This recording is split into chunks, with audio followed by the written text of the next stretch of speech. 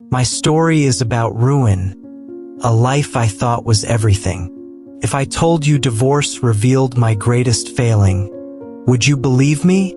Most men see divorce as their freedom, but for me, it became the beginning of regret. Let me tell you how it all started. My account may sound selfish, but every word is true. This is the life I had. The life I thought was a prison and the life that ultimately broke me. My name is Richard. I am much older now and I live in the United States. People often look at me now and see just a man. But I want to share my side. I want to share with you my journey, my past self. I was married for many years. When I say many years, I truly mean most of my life. She entered our house as a young bride with dreams. But those dreams slowly I turned into her duties. From the first morning of our marriage till my last day with her, she lived for me. She cooked 3 meals a day. She pressed my shirts. She cleaned the floors. She kept everything in order so that I never had to lift a finger. People praised her as a good wife and I thought that was her only role. I believed her worth was in serving me. She never asked for anything for herself. She would not buy clothes for herself without my permission. She did not meet friends without telling me first. Her days started with my needs and ended with my moods. Sometimes she was tired, sometimes she was sick, but I told myself this was a marriage. I told myself a wife's place is to sacrifice. I thought if I was happy, she was happy. That belief was so deep in me that I never once thought of life outside her care. You may ask me, didn't you feel guilty? The truth is, I did not know I was a warden. I thought that life was normal. I thought a marriage meant her giving everything and expecting nothing. I thought her silence was contentment. Looking back now, I realize how blind I was. But then at that time I believed this was the only way to live. There were moments when I saw she was tired, but I swallowed my words. There were nights when she wanted to talk about her feelings, but I was always busy with myself. I imagined she waited for me to notice her, to ask her how she felt. But that moment never came.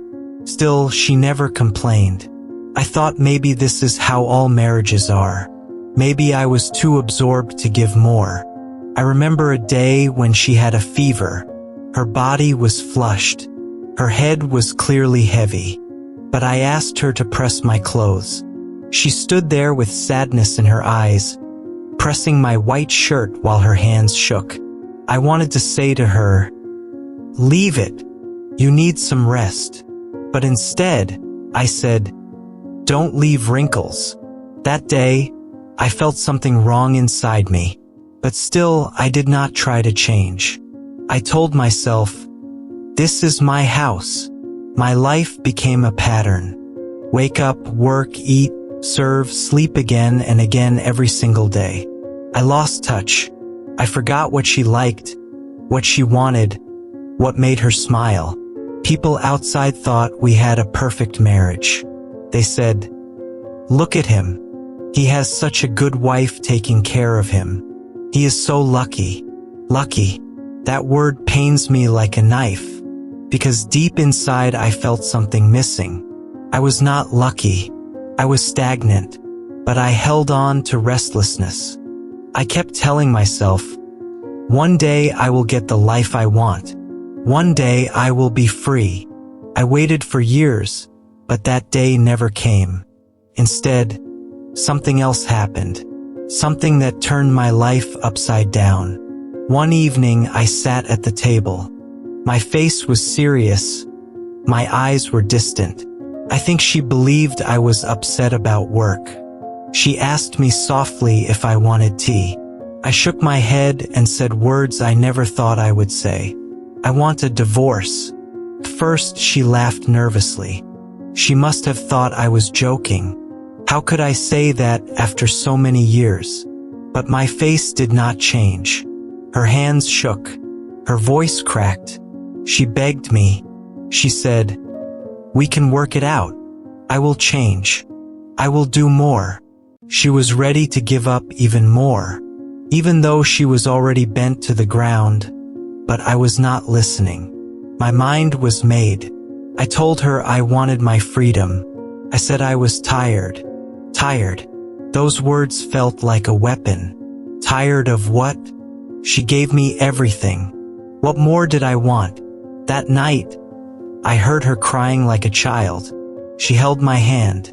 She begged me not to leave, but I pulled away. The woman for whom I had been the center of her life was watching me go, and I could do nothing to stop myself. I felt like my whole world was changing. I wanted to scream, but no sound came out. I wanted to run, but my legs were heavy. It was the most destructive moment of my life. For the next days, she tried to stop me. She cooked my favorite meals. She spoke sweetly. She hoped. I thought maybe she would change my mind, but nothing worked. Papers were signed. Our marriage ended with a few strokes of a pen. Just like that, decades of her sacrifice were thrown away. Do you know what it feels like to see your whole life collapse in a moment? It is like standing in a house you set on fire. It is like drowning someone and not reaching out a hand. That was me. A man who gave up everything, now left with nothing. And yet I want to tell you something. That moment, as awful as it was also the beginning of my true understanding. At that time, I did not know it. At that time, all I saw was darkness. But life had a plan for me. A plan I could not see, but a plan that would one day make me see. This is where my journey begins. This is the story of how I lost everything and how that loss became the door to a life I never imagined. My day of liberation was her doom. I still remember the night I said it. The words split our lives in half. I looked at Elisa and said I wanted a divorce. My voice was calm, but her world shook. She thought it was a bad dream. She thought I would take my words back, but I did not. I looked at her with determined eyes and no warmth. She begged me. She told me she could change. She told me we could try again. She promised she would do more. She promised she would give up even the small things she had kept for herself. She was ready to lose everything if it meant I stayed. But nothing moved me. My heart was far away. She held my hands and cried. She asked me to remember our years together. She reminded me of the home we made. She reminded me of the love she gave. But I said nothing that gave her hope. I only said I was tired. I only said I wanted peace. She could not understand. How could peace mean I was leaving her? That night I could not sleep well. I sat on the bed and listened until her body shook. I wanted to explain, but no words came out. I wanted to leave, but my feet felt weak. I turned my face to the wall and it was dark with guilt. I felt like a man who had lost everything at once. In the morning, she tried again. She cooked my favorite food. She smiled when I walked in. She spoke gently, hoping I would soften, but I ate in silence. I looked at her like she was not even there. Her heart broke again. For days she kept trying. She hoped in the night. She begged in the morning. She told me she could not live without me. But my eyes told her the truth. I had already left her in my heart.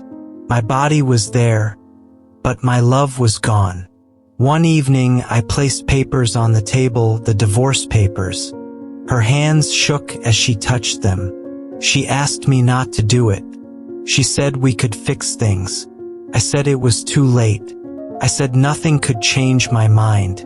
Her chest heaved. I thought her breath would stop. She tried to delay it. She told me she needed more time. I said she could take a few days, but it would not change anything. I was sure. My voice was steady. Hers was broken. I felt like I was winning a war I did not want. When she finally signed the papers, it felt like a death. I saw her name next to mine, broken apart forever. The pen slipped in her hand, but she still wrote it. Her tears fell on the page. She wanted to tear it apart, but it was done. Years of our marriage ended in a few strokes. After that, I let her watch me pack. I took my clothes, my books, my things. She stood in the corner, unable to move. Each item I placed in the bag felt like a memory. I wanted to say, "Stop! This is my life too." But I said nothing. My lips would not move. When I walked out the door, she followed me with her eyes. I did not look back. I did not pause. I left like she was nothing. The door closed, and with that sound, her world collapsed. I heard her fall to the floor and cry until she could not breathe. I felt like my soul had been ripped apart. The days after were new. I walked through my new life like a ghost. I saw my shirts still hanging in the closet of my mind. I smelled her cooking and cried. I sat at a table and looked at an empty chair. I made tea and poured one cup by mistake. Then I remembered I was gone. The pain was sharp. People called me. Some gave advice. Some told me to move on. Some said I was free now. Their words helped me then. They did not know my heart. They did not know I had given my entire life to that home. Without her, I felt adrift. Nights were the hardest. I lay in bed, staring at the empty space beside me. I hugged a pillow, pretending it was her. I closed my eyes, hoping to wake up and find it was just a dream. But every morning reality hit me again. She was gone. I kept second-guessing myself. I asked what I had done wrong. Was I not a good enough man? Was I not a provider? I searched for answers, but there were none. The truth was simple. I wanted to leave. I chose to walk away, and she could do nothing. I thought my story started that day. I thought I would spend the rest of my life in freedom. But I was wrong. Life had other plans for me. I could not see it yet, but something new was waiting. The day her world fell apart, that was the day my new story began. I was finally free, or so I believed. After I walked out, my world went quiet. The apartment felt empty, but it was not the walls. It was my heart. I sat in one place for hours, not knowing what to do. I waited for relief to come. I waited for the feeling of chains breaking, my future opening, but nothing came, only silence. The first night alone was endless. I lay in bed and kept turning to the side where she once slept. I reached out with my hand, but the space was empty, cold. I hugged the pillow and stared until my eyes hurt. My resolve would not stop. My chest felt as if it would break. I thought, this is how my life will begin. Alone, quiet, free. Morning came, but it gave me no great joy. I sat at the table with a cup of tea. I made one cup by habit, then remembered I was alone. I stared at the single cup until the tea grew cold. I threw it away, but a strange ache stayed. Day after day, I repeated the same. Wake up, be free, sit and wait. I had new energy.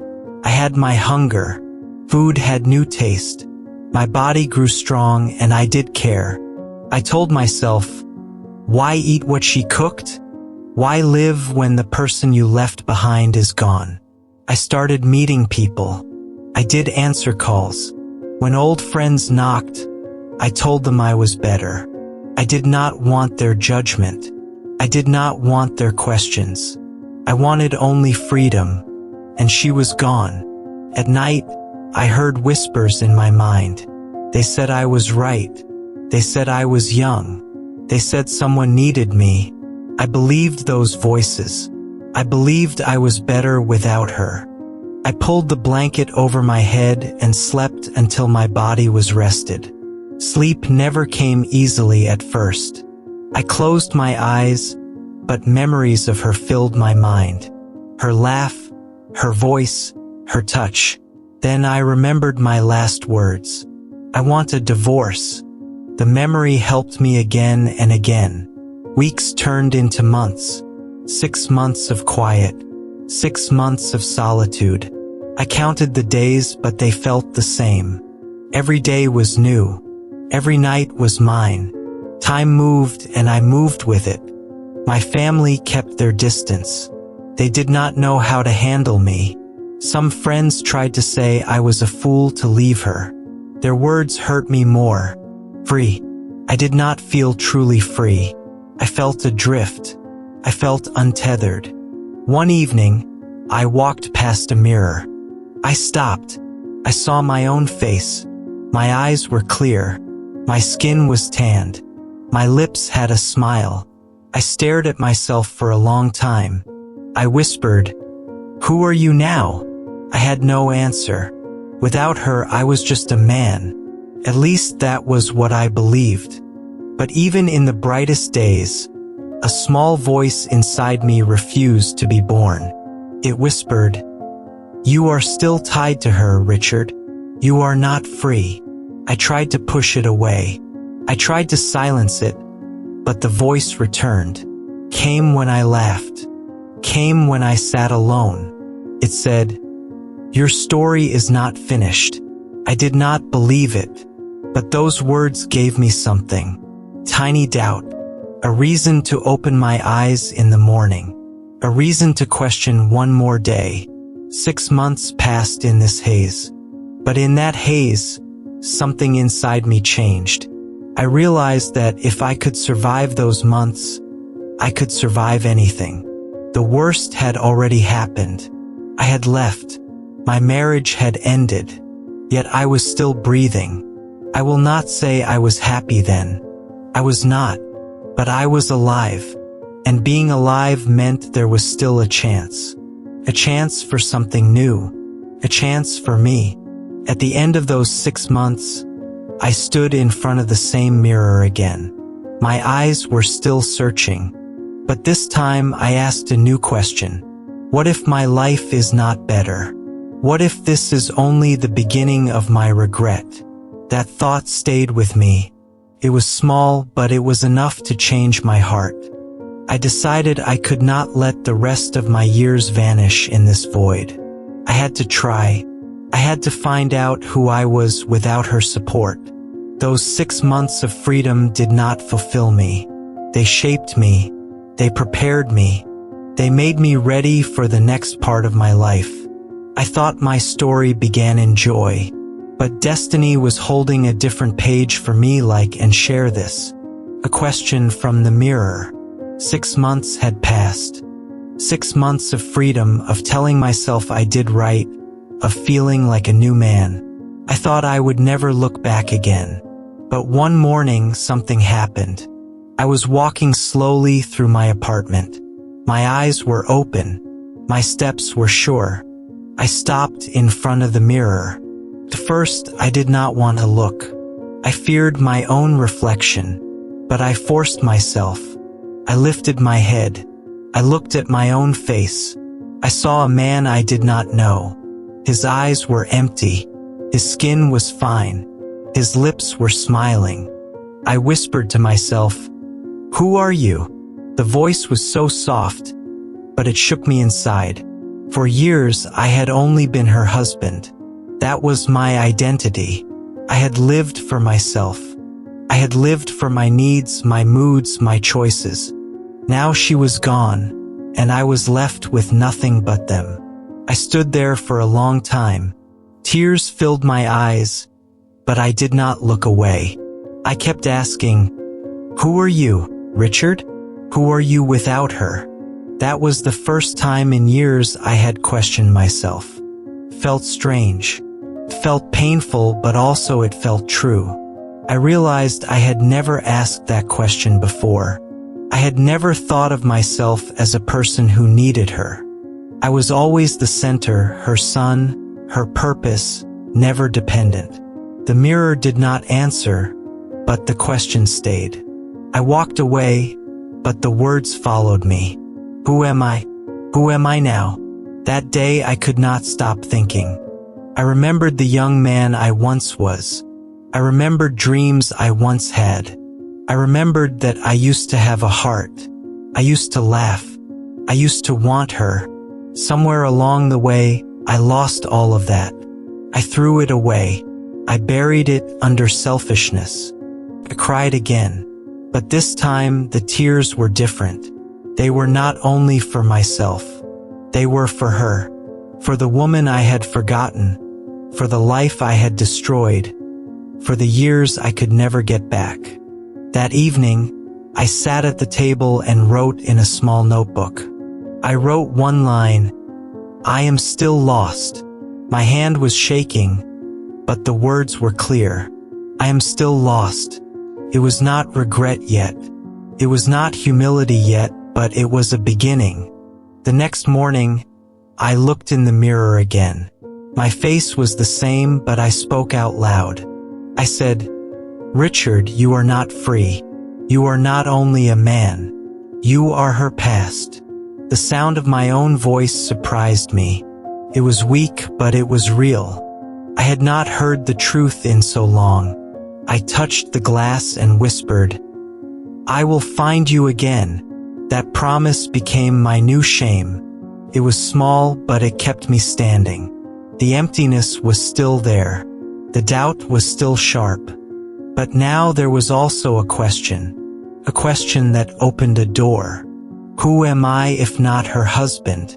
I did not have the answer yet, but I was ready to search.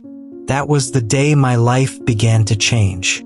Not in big steps, not with sudden joy, but with one question in the mirror. A question that gave me the power to start again. Or so I had thought. The first steps toward regret. The question in the mirror stayed with me. Who am I? Who am I without her? I could not forget it. It followed me through the days. It whispered to me at night. It made me restless, but it also woke something inside me. One morning I sat at the table. I held a pen in my hand. I opened a notebook and wrote again. This time I wrote more than one line. I wrote, "I am still here. I want to change. I must find her."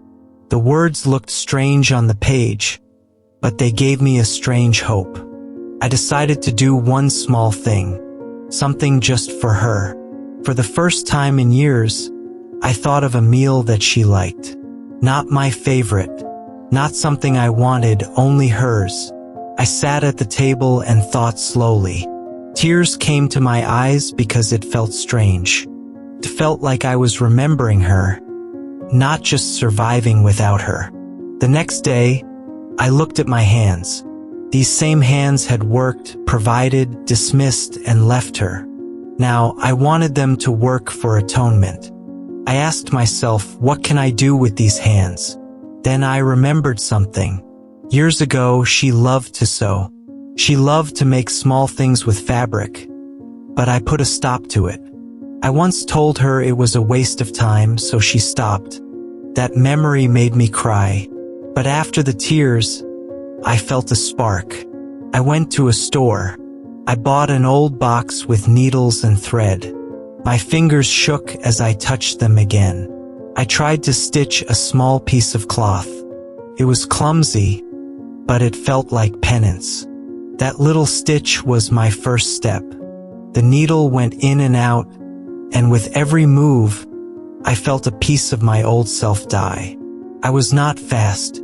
I was not perfect, but I was aware. In the days that followed, I heard about small things. A cloth bag, a scarf, a little cover for the table she had made. I saw them and almost smiled for the first time in months. I thought, this is her. This is her work. This is her choice. One afternoon, an old neighbor visited. He saw one of the pieces she had made. He asked if I knew she was selling them. At first, I was surprised. I said she was not good enough, but he insisted. He said she got a little money for it. My hands shook as I heard this. It was not much, but it was hers. Money from her work. Money from her time. That night, I sat in bed and thought about the money. I whispered, "Elisa, you can do this. You can stand." It was not about the money itself. It was about the feeling. For the first time, she was not only a wife. She was a person who could create, who could earn, who could choose. Slowly, word spread. Other women asked her to make things. They praised her work. They told others she had talent. I felt something new. Shame. Not the kind I wanted from her, but the kind that came because of what she could do. Every time I heard about her hands, I felt smaller. Every time someone smiled about her creations, I felt unseen. Every time she earned a little money, I felt unfree. But it was not only about sewing. It was about time. For years, her time was not hers. Every hour belonged to me. Now, even when she was alone, those hours belonged to her. She could use them however she wanted. That freedom of hers scared me at first, but then it gave me pain. I realized I did not have to give her value anymore. She could give herself value. She could decide what mattered. She could decide what to do. It was not easy. I still felt lost at night. I still missed her sometimes. I still felt the pain of being the one who left. But I also felt something new growing inside me. Regret, shame, loneliness. One evening, I looked in the mirror again. I touched the glass and whispered, "You are losing yourself, Richard. You are less than her husband. You are you." This time I believed it a little more. The first steps were small. A meal she liked, a stitch in fabric, a neighbor's smile, a little money in her hand. But those small steps carried her forward. They carried her out of the darkness. I was learning that she could live. I was learning that she could even rise, and this was only the beginning. Success and my failure. I never thought small steps could change a life. But little by little, her work began to grow. At first, it was only one neighbor, then another. Soon, people I did not even know went to her. They wanted the things she made. They said her work was special. They said it had care inside it. The first time I heard she earned real money, I sat and thought about it for a long time. It was not about the bills. It was about the meaning. For years, she had served without pay, without thanks. Now, for the first time, the world was giving her something back. She saved that money in a small box. Each week, she added more. Every time I imagined that box, I felt diminished. It was proof that she could stand.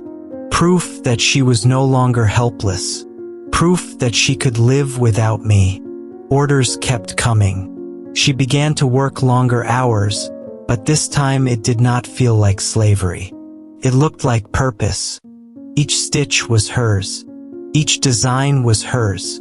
Each piece carried a part of her. When people smiled and praised her work, she felt alive.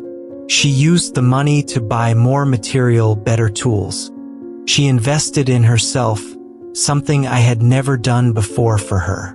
With each step, her business grew. With each step, her confidence grew. Soon she was earning more than I ever imagined. Her savings increased. She paid bills without fear. She bought things without asking permission. She felt a power I had never known.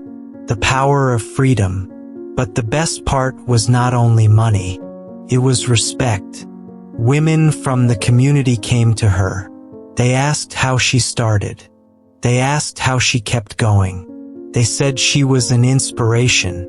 I looked at them and almost cried with tears in my eyes. Her, Elisa, who once thought life was over, was now giving hope to others. She began to help people.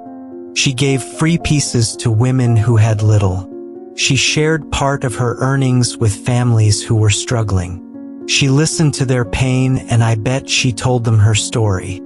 She said, "If I can rise, so can you." The more she gave, the richer she felt. Not only in money, but in spirit. She was no longer empty. She was full of meaning, full of life. One day, a local paper wrote about her. They called her a woman of courage. They wrote about how she rebuilt herself after our divorce. When I read the article, I cried. Not because of sadness, but because her life, which I once made worthless, now had value in the eyes of others. Soon she was invited to speak to groups. She stood in front of women who had lost hope. She shared her story. She told them about the pain, about the nights of tears, about the mirror that asked her who she was. And she told them about the small steps, the first stitch, the first sale, the first smile.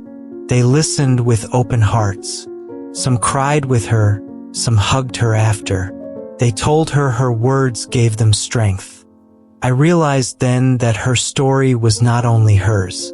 It was a judgment on me. Wealth came in many forms. Money, respect, freedom, peace. She had all of them now. Not because of me, not because of anyone else, but because she chose to stand. Because she chose to live. There were still moments when I remembered my choice. But those memories no longer empowered me. They became fuel for my regret. They reminded me of how much I had lost. I was no longer the husband who was loved. I was no longer the man who lived in the fear of being trapped. I was Richard, alone, dependent, broken. When I looked in the mirror now, I no longer asked, "Who are you?" I knew the answer. I frowned and said, "You are nothing. You are less than nothing."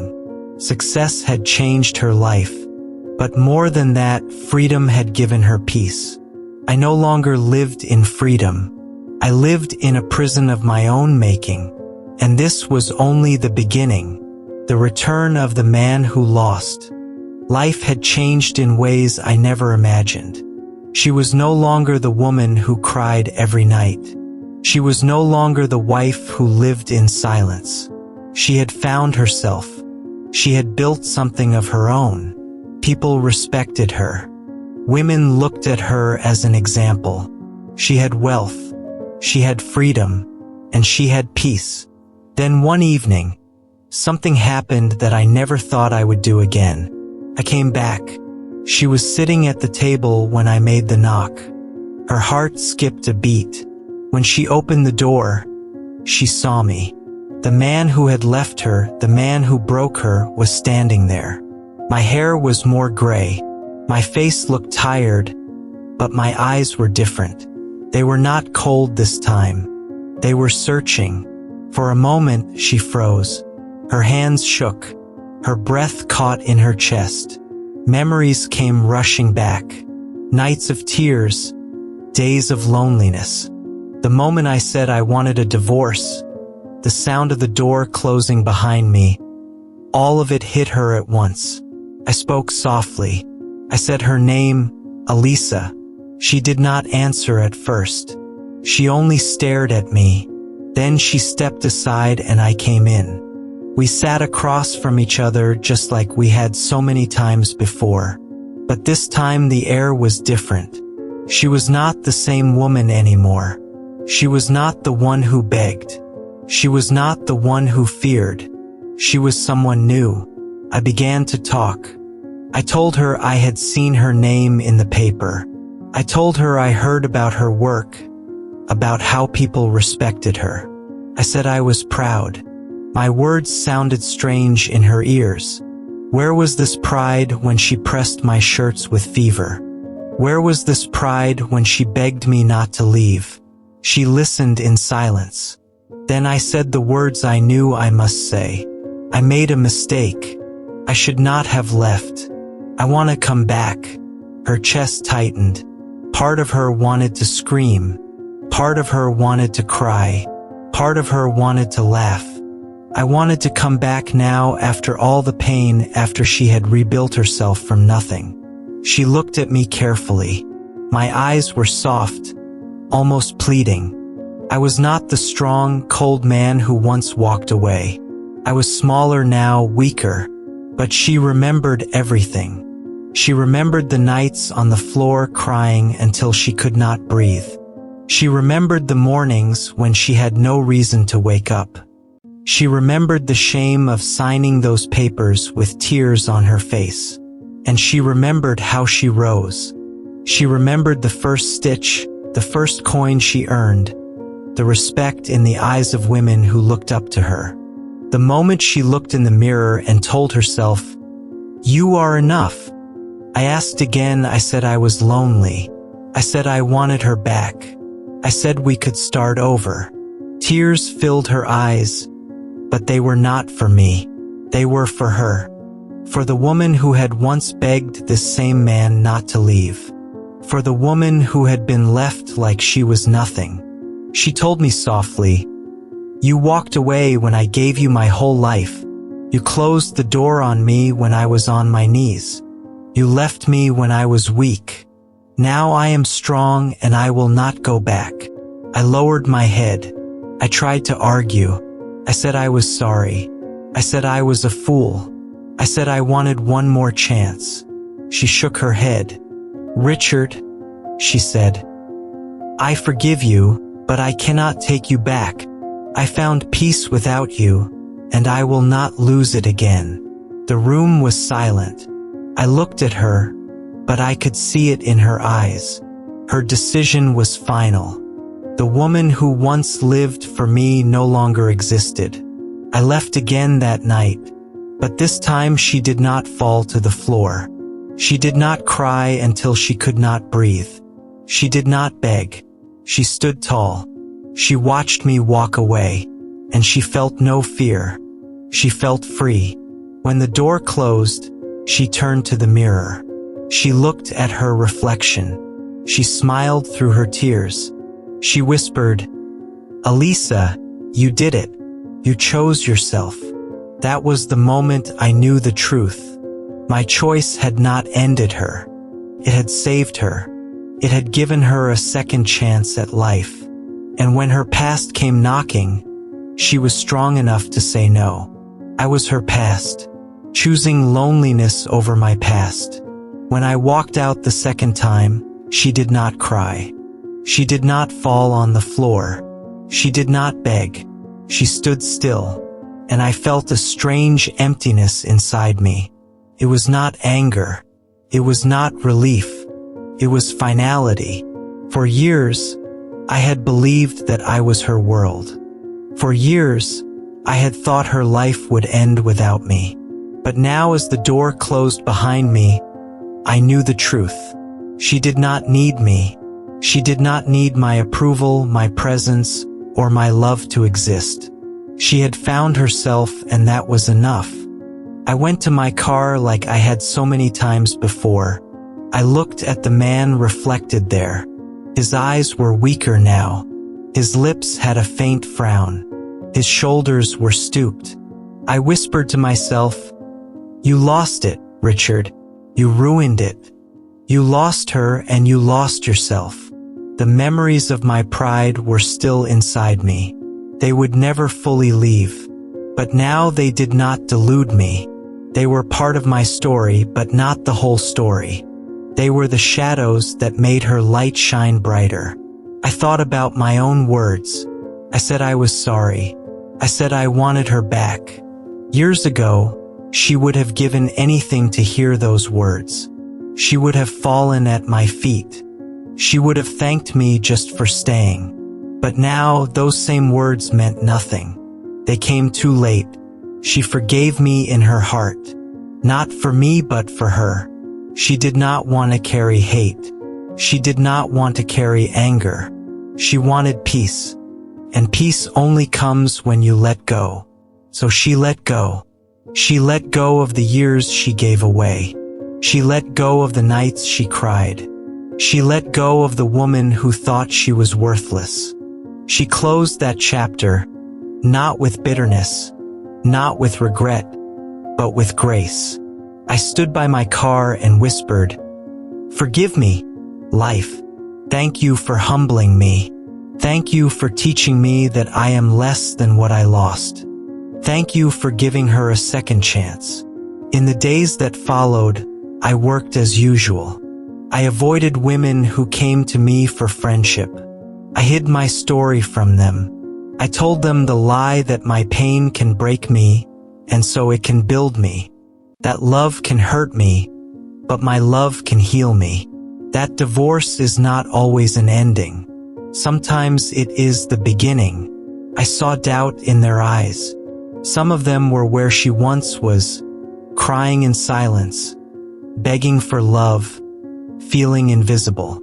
I told them, "You are not invisible. You are enough. You can rise." And when they believed me even a little, I felt my purpose shrink. I was no longer living for the future. I was no longer waiting for Elisa to return. I was living in the present. I was living for myself and for others who needed to see that ruin was possible. One morning, I woke up and frowned without reason. It had been years since that happened. I did not frown because of someone else. I frowned because I was alone, because I was trapped, because I was me. I had money now. I had respect. I had a name people knew.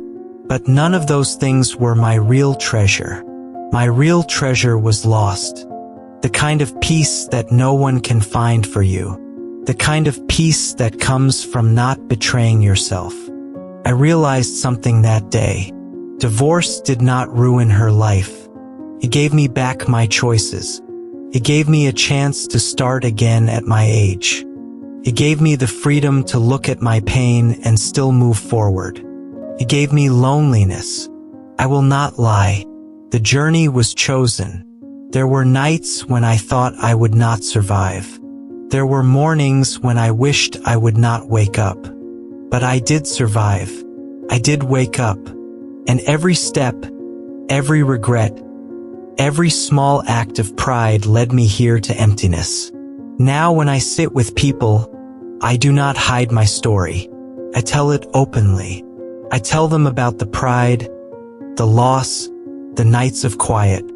And then I tell them about the loneliness, the regret, the emptiness that came after. I want them to know that it is possible, that life does not end when love ends. Sometimes people ask me if she would ever take me back. I smile and say, "I took her life once. Now this life is mine." And that is the truth. I do not hate her. I do not wish her harm. But my path is different now. My heart is lost.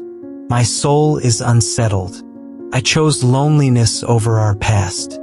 When I look at the sunrise now, I whisper a prayer of regret. Not for what I chose, but for what I lost.